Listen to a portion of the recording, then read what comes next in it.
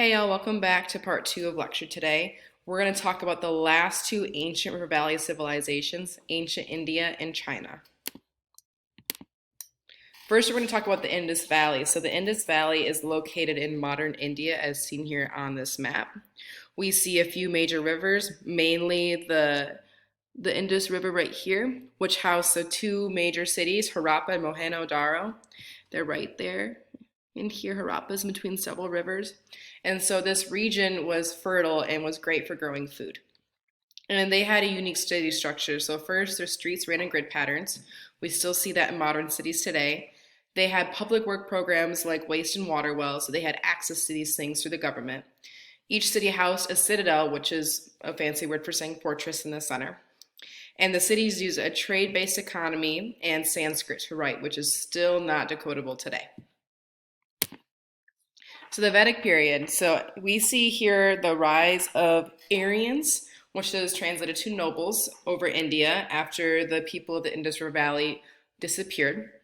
And this is after around 2000 BCE. What we do know about them comes from the Vedas, or their sacred writings. They settled in villages instead of large towns like we saw with the Indus River Valley civilization, and they used the Varna's caste system. So I have caste here in parentheses because most people know it as the caste system. So right here with this triangle, we see what the caste system is. At the top is the higher class, and the bottom is the lower class. So the very top here were the Brahmins, which were priests and academics. And the second high class are the Kshatriyas, which are rulers, administrators, and warriors. And the third class are the Vaishyas, which are artisans, tradesmen, farmers, and merchants. And at the bottom of the social structure, we have the Shudras, which are manual laborers. Outside of the caste system, however, we have the Dalits, so they're not even a part of this here. They're otherwise known as the untouchables, so they're the lowest of the low in society. They mostly did things like clean streets or other labor that was not desired by the other classes. The caste system was incredibly important because it dictated where you lived, who you lived among, who you married, and what jobs you had. So this is a rigid structure. You cannot leave your caste. You were born into your caste and you died in your caste. And so we see two different dynasties, major dynasties during this time, the Maurya dynasty and the Gupta dynasty. So the Maurya dynasty was a dominant empire led by Chandragupta Maurya. And so we see him leaving his position to become a Jainist monk, so he passed off his role to his son Ashoka.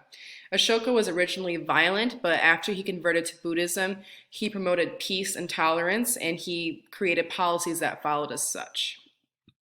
We also have the Gupta dynasty, which rose to power under Chandragupta I.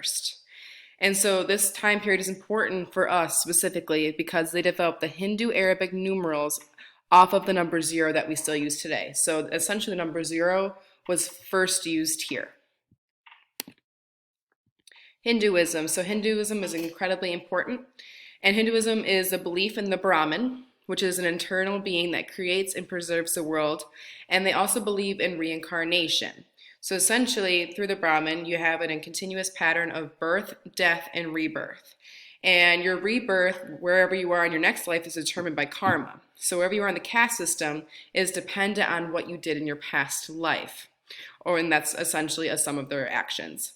The goal in Hinduism is to achieve moksha, or the escape of rebirth, through fulfilling dharma, or spiritual obligations. So essentially, people who practice Hinduism want to leave this cycle. They want to achieve life after life. And they also learn through Vedas, or hymns of praise. Jainism. So Jainism is another important religion during this time. In around 500 BCE, we see people who are practicing Hinduism leaving and breaking off to form Jainism because they dislike the strong emphasis on rituals. They did not believe that you needed rituals to achieve moksha. And so they thought essentially if you gave up worldly possessions, you could achieve it as well. Central to their teaching was ahimsa, which is essentially anti-violence. The third religion that we see in this time that developed in ancient India was Buddhism. And this stemmed from Siddhartha Gautama's teachings, otherwise known as the Buddha. Buddha, through meditation, learned the Four Noble Truths. The first is suffering is a part of human life. And second is suffering comes from people's desires for pleasure or material goods. Third, overcoming desire during life brings suffering to an end. And fourth, desires can be overcome following the Eightfold Path. So here along this wheel, we see the Eightfold Path, and this is how you achieve essentially overcoming desire and effectively ending suffering for yourself. Moving on to China. So the Chinese first civilizations are mostly here along the Huanghe River, right here in the red, yellow, blue, and then green later on. We'll talk about each of these dynasties. And so since China was surrounded by desert and mountains, they were effectively isolated from most of the world for majority of the time. And we'll see this come up over and over again as we talk about China throughout history. So the first major dynasty is the Shang dynasty. And this is where Chinese civilization began, and this was in the Huanghe River Valley. Kings and queens ruled through a monarchy, but they were surrounded by a court of nobles to help them, and they had governors that ruled distant parts of the empire that they couldn't reach themselves. They essentially centered their religion on ancestry worship, so they wanted to keep the people and their family who died before them happy and fulfilled in the afterlife.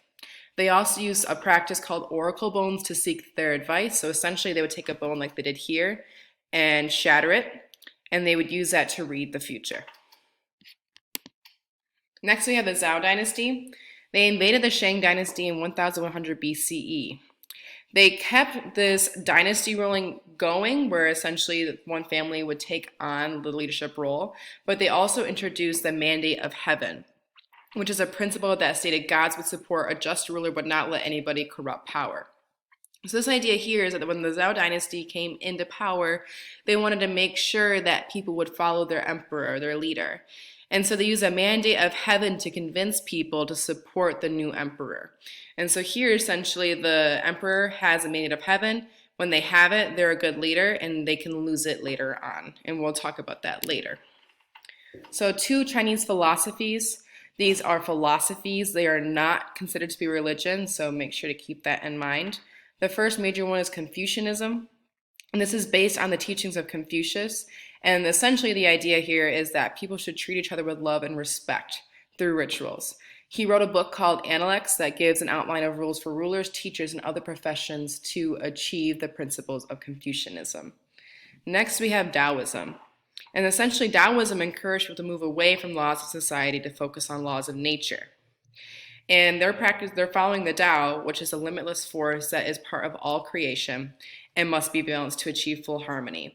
So this idea of yin and yang, this symbol right here, we have the dark side and the light achieving balance with one another. You have to have both, and they have to be in balance to achieve harmony. That is what Taoism practices. Next, we have the Qin dynasty. And the Qin dynasty is mainly known for 2 things, the practice of legalism and the Great Wall of China. So legalism was taught powerful and effective government was key to maintaining order and control over an empire. After or before the Qin dynasty, we see a series of wars. And so when the Qin dynasty came into power, they wanted to make sure that these series of wars ended with their leadership. And so they practiced legalism.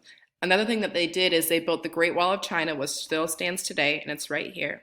And that was built to improve defenses against invaders. So again, they could protect themselves. Last but not least, we have the Han dynasty. So the Han dynasty was considered to be the most successful ancient civilization in China. And their rule expanded all throughout here in the brown. And this is the Western Han dynasty. They're known for 2 main things. First, implementation of the civil service exam.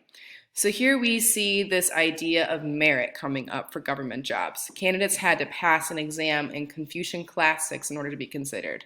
They decided to focus on a strong government and strong leadership, and they thought the best way to do that was to have people achieve those roles through establishing their merit. We also see the rise of the Silk Road, which is right here in red.